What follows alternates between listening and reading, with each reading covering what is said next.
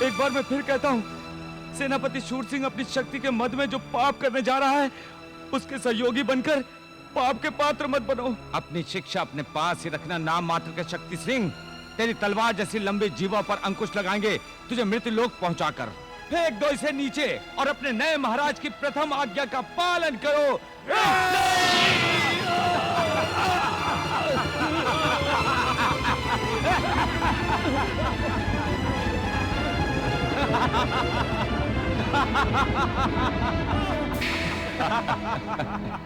ये शक्ति सिंह गेंद की भांति लुढ़कता हुआ पृथ्वी पर ही रुकेगा या पाताल लोक जाकर थमेगा? जहां भी जाकर रुके प्राण तो यमपुर जाकर ही आखिरी सांस लेंगे। चलो चले, हम भी तो चलकर अपनी आंखों से महाराज का राज्याभिषेक देखें। अवश्य अवश्य।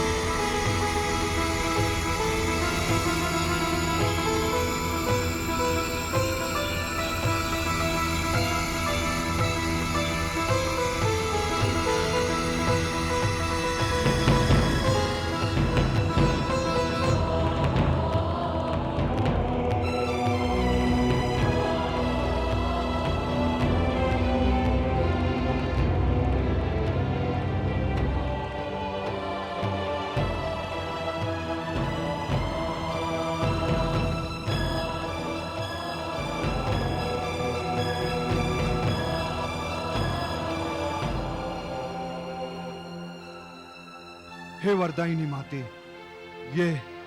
ये मैं क्या हो गया मुझे? मैं वो नहीं रहा जो पहले था।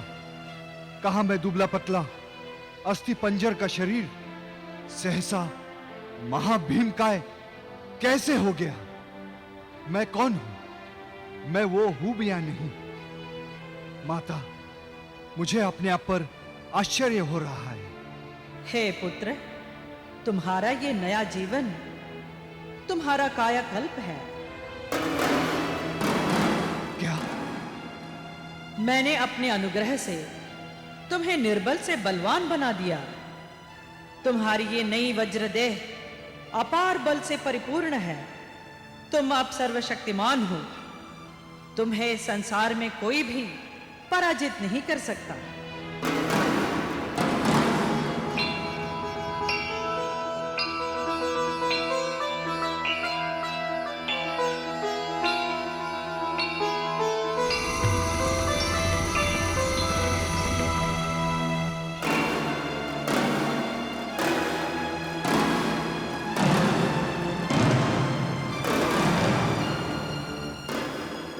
जय महाकाली। दूषित काले नाग, जिस राज्य का तूने दूध पिया, आज उसी पर अपने विष के दांत गाड़ रहा है। हत्यारे पापी, याद रख, ईश्वर का न्याय तुझे कभी माफ नहीं करेगा। ए घिनौनी नाली की शुक्री, लगता है राजलक्ष्मी का मद अभी तक तेरे मस्तक से नहीं उतरा। एक बार हमारा राज तिलक हो जाने दे, फिर हम तुझे अपनी वासना की मदिरा पीने का पात्र बनाएंगे। मूर्ख, मुकुट का हीरा यदि भूल से धरती पर गिर जाए तो वो कंकर नहीं बन जाता, वो हीरा ही रहता है। यदि किसी कुत्ते को राजभवन में पाला जाए तो वो कुत्ता कुत्ता ही रहता है, जैसे कि तू है। ए नीच लकड़हारिन, इस अभद्रता के लिए हम तुम्हें दंड अवश्य देंगे। भद्रे, जब समय की धारा उल्टी दिशा में बहने लगती है तो बुद्धिमान व्यक्ति को चाहिए कि वो धैर्यपूर्वक उचित समय की प्रतीक्षा करे। देवी, आपको अपना संतुलन नहीं खोना चाहिए। वाह कविराज वाह। अंततः प्रेमी का प्रेम जाग ही उठा। हाथ पैर बंधे हुए हैं, परंतु 2 अंगुल की जीवा पर अभी भी तुम्हारा बंधन नहीं है। शूरसेन, तुम अपनी मर्यादा के समस्त बंधन तोड़ चुके हो। कोई भी आत्म अभिमानी व्यक्ति अन्याय की भाषा कदापि नहीं सुन सकता। पापी कितना ही उछल ले, परंतु जीत अंततः सत्य की होती है, और वेदों के ये वचन कभी झूठ सिद्ध नहीं होंगे। अरे मूर्ख, 32 दांतों के बीच तो जिह्वा भी संभल कर रहती है, और तू निडर होकर शत्रु के बीच घिरकर भी मुंह चला रहा है। एक बार राज तिलक हो जाने दे, फिर तेरे टुकड़े टुकड़े कर दूंगा। पंडित ज्ञानदेव जी। जी महाराज। राज तिलक में विलंब क्यों हो रहा है? महाराज, राज मुकुट और पूजा की सामग्री लेकर पंडित जन आ ही रहे होंगे। आ ही नहीं रहे महाराज, बल्कि द्वार तक पहुंच चुके हैं। ये देखिए।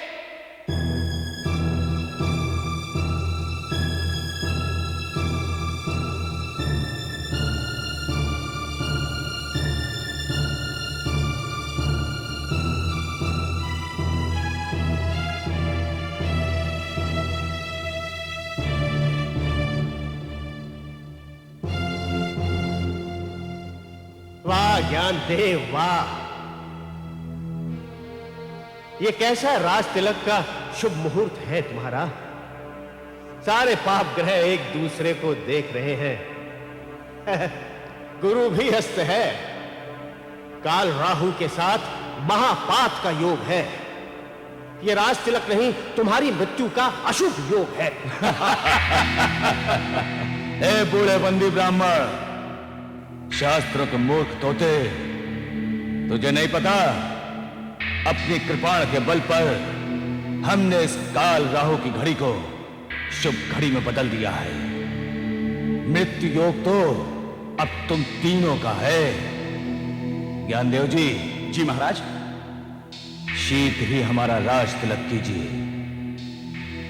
सत्ता के लिए हमारा मन व्याकुल हो रहा है। जो आज्ञा महाराज।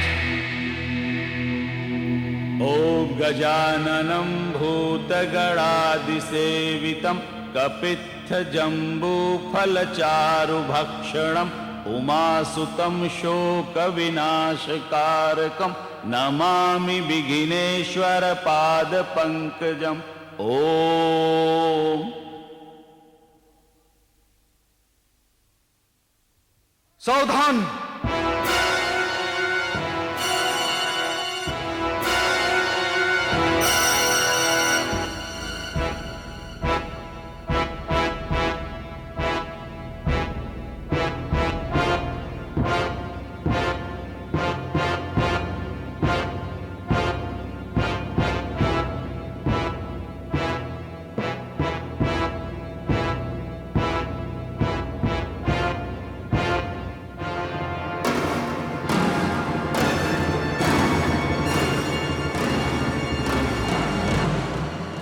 चांडाल चौकड़ियों, सावधान!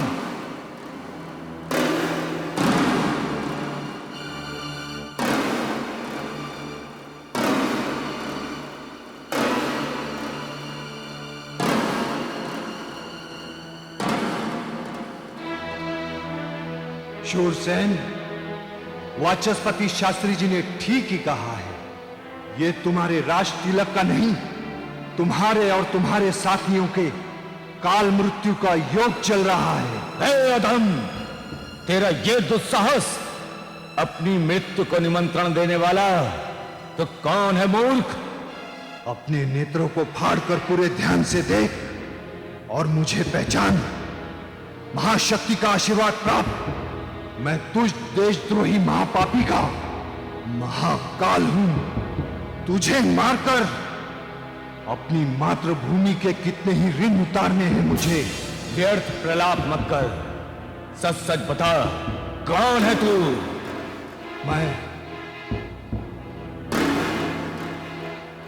मैं वही तेरी चरणों की ठोकरें खाने वाला, कल का निर्बल भीरू तेरा दास शक्ति सिंह हूं, जिसे तूने ऊंचे पहाड़ से मृत्यु की खाई में धकेल दिया था।